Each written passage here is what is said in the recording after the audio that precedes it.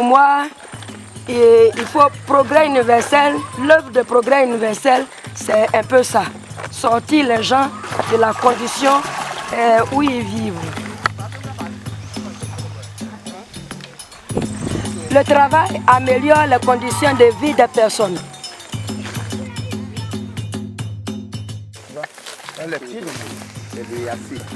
Le manioc, dans la production du manioc, la femme a un rôle fondamental.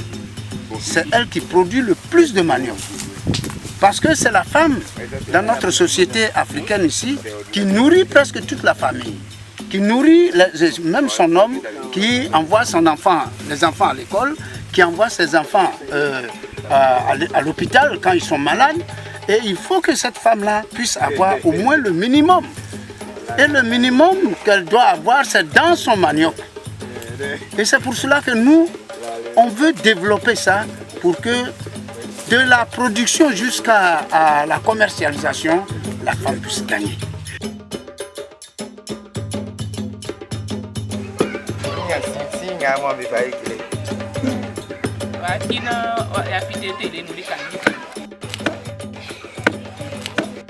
L'ONG aussi a donné des broyeuses ambulantes qui facilitent aujourd'hui le travail des femmes. Mais le problème réside au niveau de la commercialisation. Nous sommes en train de tout faire pour finaliser le projet, la construction des magasins en Diobonois, pour que vraiment nous n'ayons pas assez de difficultés pour que nous puissions stocker nos produits en Diobonois, transporter à Abidjan pour la commercialisation.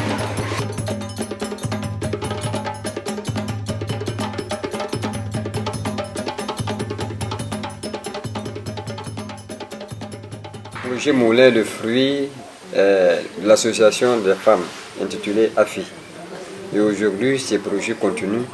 Grâce à ce projet, nous, on n'a plus l'obligation d'aller à Boké et faire peler nos riz et au poivre de ce soir. Ce projet a permis à nos frères et sœurs d'être ici et surtout aux femmes d'en tirer bénéfice et profit.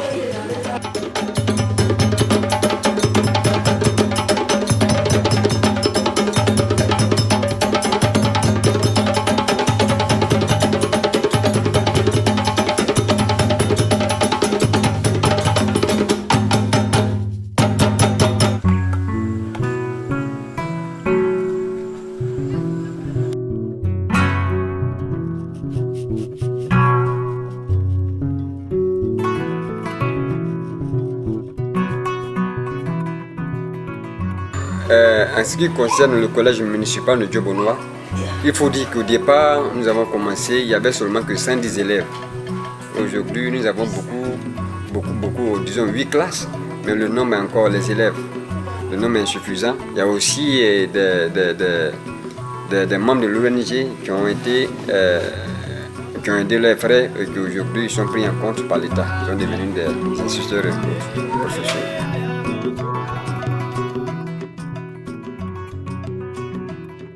Concernant le projet de tissage, il faut dire qu'au départ, les jeunes gens étaient cachés, ils étaient dans les villages. Mais grâce au projet de l'ONG qui a rassemblé beaucoup de jeunes hommes, aujourd'hui, nous avons constaté que dans la ville, il y avait beaucoup de personnes.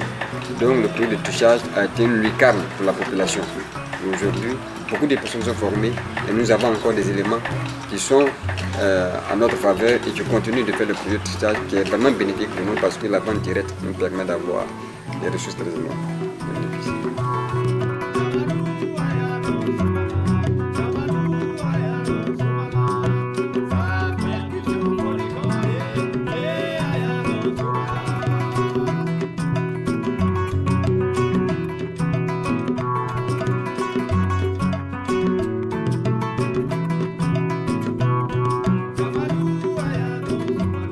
Le projet couture, il faut dire qu'il y a eu au départ beaucoup de filles qui étaient parties présentes à cette chose-là. Et nous avons constaté que durant 3 ans, on a formé les filles qui vraiment étaient bien formées, qui connaissaient la chose. Mais après, on leur a dit que bon, comme c'était gratuit, il fallait qu'elles aussi apportent leur contribution. Et là, ça a brisé l'élan de la chose. Mais bon, toutes les personnes, toutes les filles que nous avons formées aujourd'hui sont quand même dans les petits ateliers et sont à leur compte. Et je pense que ça a été vraiment un élément salvateur pour les jeunes filles.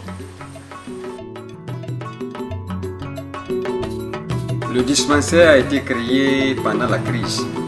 Et c'est grâce au Sœur de la Providence que nous envoyons des médicaments. Et les médicaments ont servi à aider ceux qui étaient déportés, qui traversèrent la ville de Djobono pour aller ailleurs. Et donc, avec la performance, avec le sérieux de ceux qui travaillaient dedans, aujourd'hui nous avons un grand dispensaire reconnu par le district de Bouaké.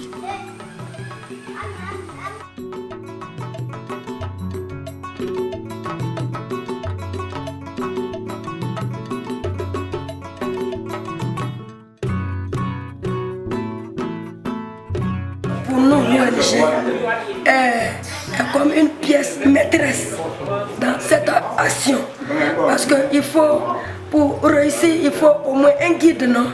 L'ONG est comme un guide dans cette action de la production. Il faut former les gens. Parce qu'une personne qui travaille, il faut donner une formation.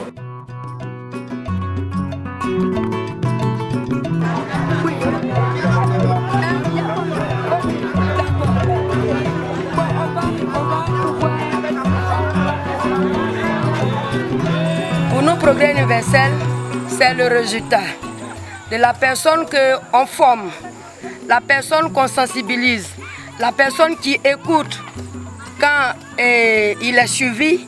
Voilà le résultat.